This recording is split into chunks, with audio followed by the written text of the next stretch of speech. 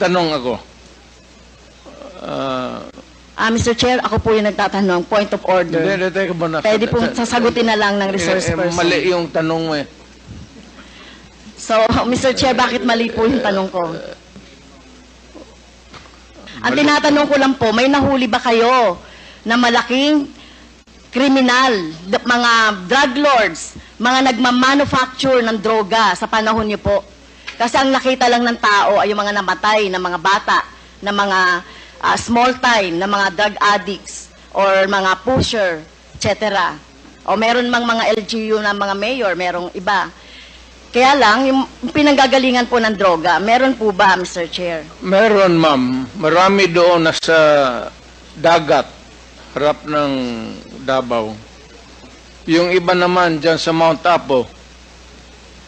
Can you elaborate on that? Anong dagat at anong tapo? Tinapon ko.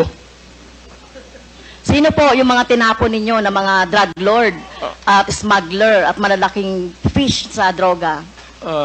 Hindi ko na tinanong bakit pa ako magtanong.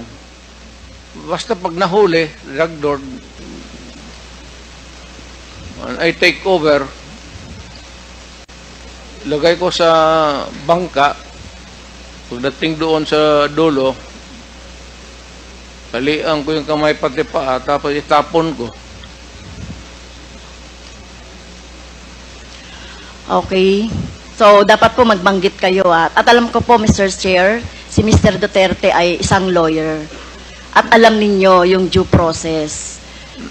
At alam nyo ba paano pahalagahan ang buhay?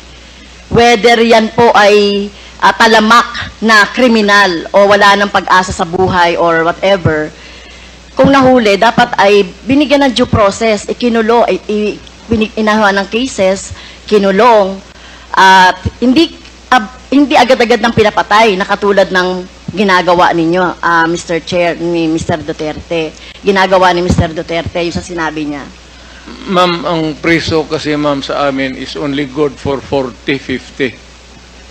50. Minsan umaabot na kasi ng 80, 100. Overcrowded na. So, yung iba, itatapon mo na lang para medyo maluwang. Well, excuse me sa mga audience, no? Siguro may kakampi dito si Mr. Duterte. Hindi po nakakatawa yon. Hindi ako nagpapatawa, ma'am. Pero hindi po kami natatawa. Mr. Chair, wag mong gawing katatawanan ang hearing na ito. Sinasabi ko sa iyo. Well, naging presidente ka, Mr. Chair. Correct. Pero dapat alam nyo po yung due process at pagpapahalaga sa buhay. Hindi yung ganyan. Sino bang may kasalanan? Bakit po congested ang ating mga kulungan? Diba? Bakit po sinasabi ninyo, hanap buhay ng ibang mga tao, yung droga? Diba dapat obligasyon ng pamahalaan na i-provide ng pagkakataon, oportunidad para sa employment ang mga tao, para hindi po na sa droga na katulad ng sinasabi ninyo, no, mga dahilan. Pero ito po, no, wag niyo pong gawing katatawanan. Kung totoo po yung sinasabi niyo, name names. Sino po yung tinapon niyo sa sa dagat? Nakita pa po ba yan ang kamag-anak niya? Ito katulad po ng mga biktima ng droga, ng biktima ng EJK dito. Wala man, Davao man ako assign, ma'am. Hindi po. Ito katulad nito, katulad niyan. Sinabi po Mr. Chair ni Mr. Duterte na pag may nahuli siya na sangkot sa droga o malalaking fish, tinatapon niya. So gano'n na po ba ka-cheap? O wala kayong pagpapahalaga sa buhay ng tao? Kaya sa panahon ninyo ng war on drugs, no wonder 30,000 or less ang namatay sa panahon ninyo. Sa halip na gawin ninyo ay i-rehabilitate, bigyan ng trabaho, pero ang ginawa ninyo sa mga pulis, utusang patayin ang mga biktima ng droga. Tama po ba yun, Mr. Wala Chair? kasi akong trabaho maibigay sa kanila, ma'am, hanggang ngayon. It remains to be a problem. What you're mounting is still the same problem that we have had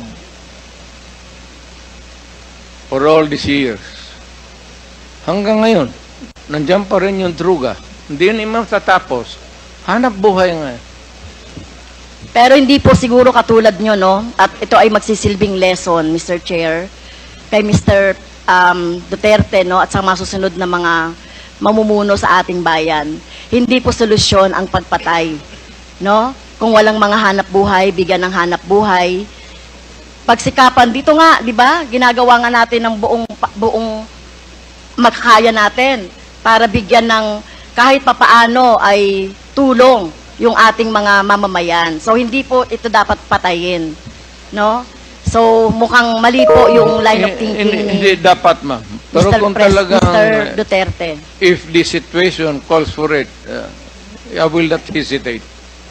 And the police should not hesitate. Especially facing a criminal who is also going to kill you. Pag hinuli mo, dapat patayin mo talaga. At ayaw kong makita na buhayan kasi gagamutin mo pa sa ospital, maggastos pa ang gobyerno, tapos sa tapon mo doon sa prisuhan, pakakainin mo pa. Tapusin mo na. That is my philosophy. And I don't believe in If you do not like my ideology, fine. That's mine. Bahala ka na sa buhay mo kung ano yun. Opo.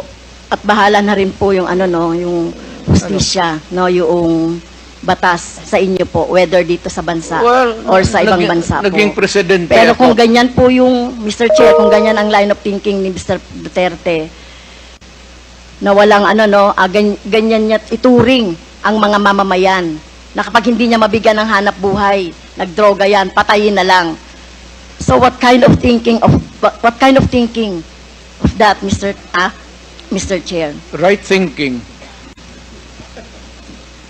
That's yours. Saan niyo yun? What can you think of? It's the right thinking. I don't believe in you. Okay, next, Mr. I'm not Chair. asking you to believe in me. Okay, fine. Far from it.